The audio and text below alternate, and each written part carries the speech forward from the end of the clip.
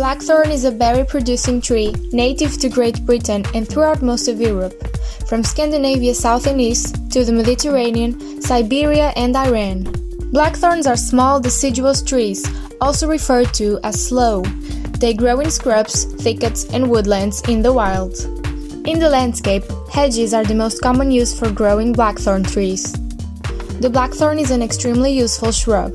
It's well known for attracting wildlife and pollinating insects, so it's perfect for a wildlife garden or hedgerow.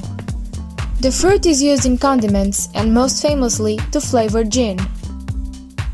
In France, the unripe berries are picked like an olive, and in some places, fruits can be eaten raw once the frost has tempered its astringency. Both fruits and leaves are sometimes used for herbal teas.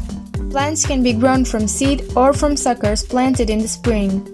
New bushes should be weeded and mulched in to help them to establish themselves. Hope you found our video helpful. Please don't forget to like the video and subscribe to our channel. Thank you!